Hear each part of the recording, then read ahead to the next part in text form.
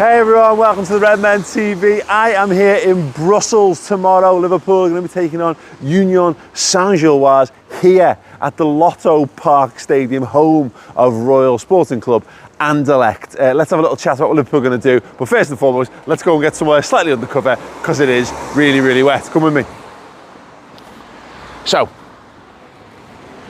what's really interesting is we've previously gone to USG Stadium and it's a lot smaller than this, so we know Anderlecht. Liverpool played Anderlecht a couple of times before. We're also shooting a bit of a vlog while we're here because we're part of the TNT Sports fan exchange. So tomorrow I'm going to be meeting up with a die-hard USG fan named Johan. That's literally all I know, and he's going to show me the sights and sounds and feeling of being a USG fan in Brussels, and then ultimately we're going to come here to the ground to watch Liverpool take on USG in the final Europa League group game as well. So yes, it promises to be very, very interesting, very different, and there is a vlog to follow. It's going on Mates TV. There'll be a match vlog, and then there'll be that vlog going on Saturday morning. Right, let's get undercover.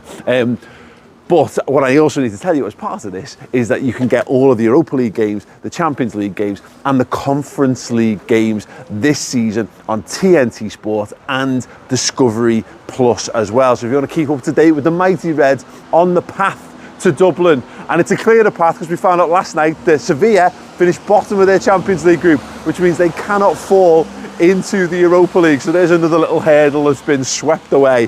One more in the group. It is USG. I'm going to talk about the potential starting 11 for Liverpool now. So I'm going to get the travelling squad up. I want to know from you guys in the comments underneath if you've seen the travelling squad, what do you make of it, and what your 11 would be, of course. So I'll run through all the players that are available.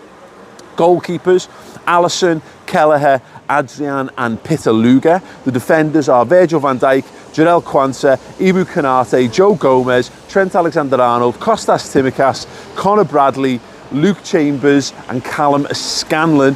Midfielders, Gravenberch, Szoboszlai, Jones, Endo, Elliott, McConnell, Hill. And the forwards are Mo Salah, Cody Gakpo, Darwin. Joe, you're still getting wet there. Stand up, get on. It's fine. Salah, Gakpo, Diaz, Nunes, Doak, Gordon, and Kumas. So yes, we saw Kumas very briefly in pre-season. A couple of little, not like huge cameos, but you know, quite neat and tidy. He's got quite a good reputation. Obviously, his dad played for Tranmere Scouser as well. For people of my generation, we remember Jason Kumas pretty well. So it's an interesting selection where all the main lads are there. Now, to my naked eye, and please feel free to put me right in the comments if I'm wrong on this, it doesn't look like we've left anyone at home who isn't not knowingly injured. So Alexis McAllister shared an update and a quite gross picture of a needle being injected into his knee. Was that fluid being pulled out or something being pushed in? Either way, it was horrible. And as much as I'm all for footballers giving us updates on how they're doing, Alexis, I don't need to see basically medical examinations and procedures being performed upon you, mate. It's too far. I was a big ER fan, but I know that that's fiction. That's real life. It's gross.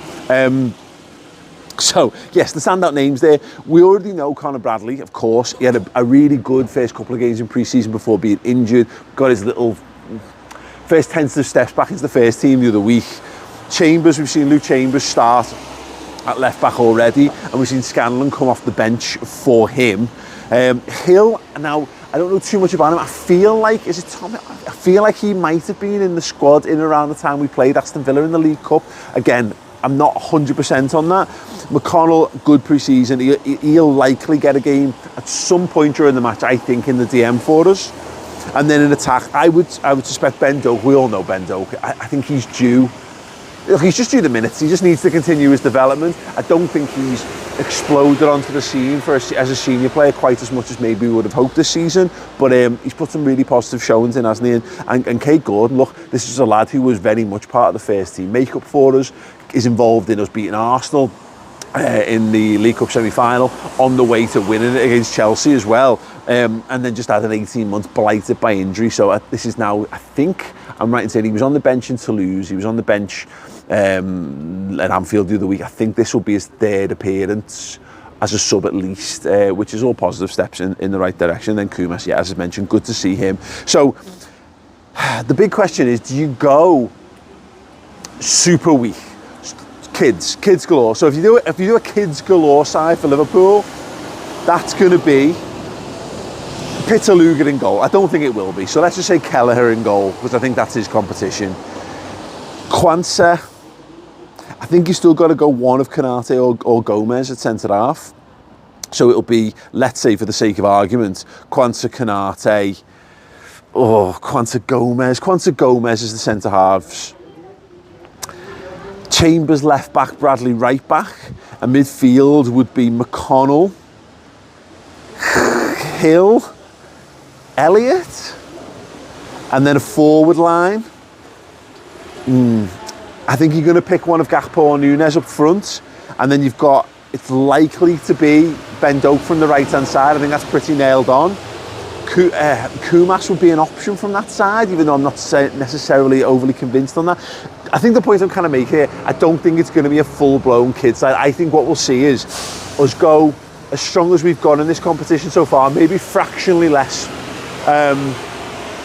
And if it all goes well, and even if it doesn't go that well, I think maybe half an hour, 20 minutes, 10 minutes to go, you take off what's left of your senior footballers, or you rotate them. So like for an example, you've only really got senior centre halves and Kwanzaa. So Gomez maybe plays 60 and Konate plays 30, Konate plays 60, Gomez plays 30. Maybe Van Dijk comes on for 10 minutes at the end or whatever, which would worry me because obviously he's so important to what we do. So I reckon it'll be Kelleher in goal, Chambers left back. I do think Bradley will start right back. I think it will be Kwanzaa, and I think it'll be Konate to start. I think Endo will start again. I think Jones and Elliott will play in the midfield. And then I think it will be...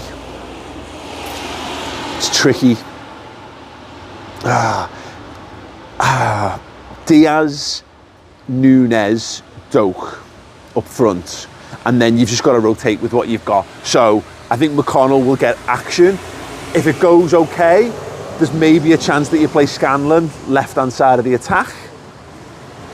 And then you're rotating with some of the senior options, so Endo can come out and McConnell can come on later in the game.